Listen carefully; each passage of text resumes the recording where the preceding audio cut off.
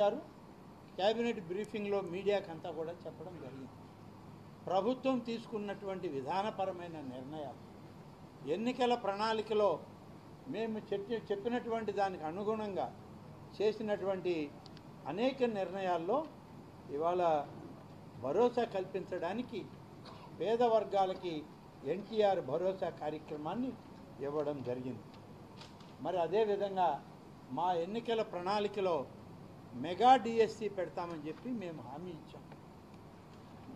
గతంలో 4 సంవత్సరాలు కాలయాపన చేసి మెగా డిఎస్సికి నీళ్లు వదిలిన వైఎస్ఆర్ కాంగ్రెస్ పార్టీ ఆనాడు ప్రభుత్వం వేరు, ఇవాళ ప్రజా ప్రభుత్వంగా ఏర్పడ్డ చంద్రబాబు నాయుడు నాయకత్వంలో ఈ ప్రభుత్వం వేరు అని చెప్పి మేము తొలి కేబినెట్ సమావేశంలోనే మెగా డిఎస్సికి అనుమతి ఇచ్చాం.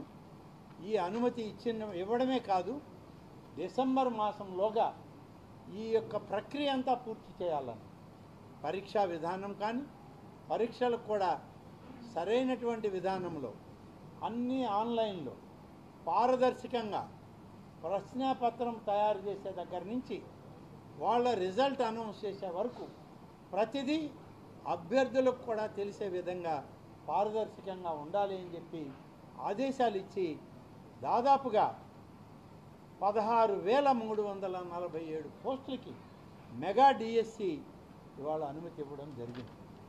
ప్రారంభమవుతున్నాయి. ఇప్పటికే గౌరవనీయులైనటువంటి నారా లోకేష్ గారి నాయకత్వంలో మెగా డిఎస్సికి సంబంధించినటువంటి ప్రక్రియ మొదలైంది. దానికి కావలసినటువంటి జీవోలు కూడా విడుదలయ్యాయి. త్వరలోనే మంత్రి గారు అన్ని విధాల ఈ యొక్క కార్యక్రమాన్ని ముందుకు తీసుకెళ్ళి మా ప్రణాళికలో భాగంగా ప్రధానమైనటువంటి మెగా డిఎస్సిని అమలు చేయడానికి ఇప్పటికే ఏర్పాటు చేశాం. ఇందులో ఎస్జిటీలుగా 6,371 పోస్టులకి అనుమతి ఇచ్చాం. పీఈటీలకు 132 పోస్టులకి అనుమతులు ఇచ్చాం. స్కూల్ అసిస్టెంట్లకి 7,725 పోస్టులకు అనుమతులు ఇవ్వడం, టీజీటీలకు 1,781 పోస్టులు అనుమతి ఇవ్వడం, పీజీటీలు 286, ప్రిన్సిపల్ పోస్టులు 52 పోస్టులు భర్తీ చేయడానికి ఇప్పటికే అనుమతులు ఇచ్చి మెగా డిఎస్సిలో భాగం చేయడం జరిగింది. ఈ విధంగా 16,347 పూర్తి స్థాయి డిఎస్సి ప్రకటించి దాన్ని అమలుకి చిత్తశుద్ధితో మా ప్రభుత్వం పనిచేస్తుంది. మా మంత్రి గారైనటువంటి నారా లోకేష్ గారి నాయకత్వంలో, వారే విద్యాశాఖ మంత్రి గారు కాబట్టి వారి నాయకత్వంలో ఈ మెగా డిఎస్సిని తప్పనిసరిగా అమలు చేయడమే లక్ష్యంగా మేము పనిచేయడం జరుగుతుంది. మరొకటి, మొన్న జరిగినటువంటి దానిలో ఎన్నికలకు ముందు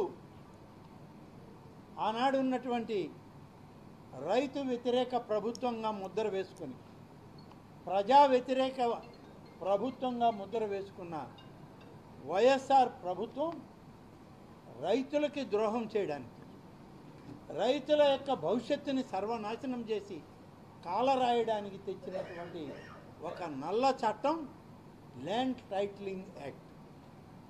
మేము ఎన్నికల సందర్భంలో కూడా ప్రజల ముందు పెట్టాం.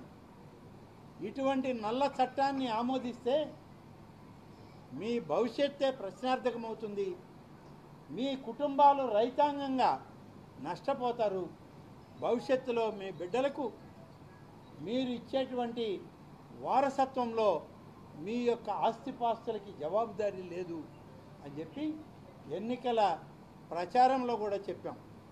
ఎన్నికల ప్రణాళికలో కూడా మేము అనేక సందర్భాలు, అనేక సభల్లో మా నాయకులైనటువంటి చంద్రబాబు నాయుడు గారు కానీ, పవన్ కళ్యాణ్ గారు కానీ, అలాగే భారతీయ జనతా పార్టీ నాయకులు కానీ, మేము అందరం కూడా పదే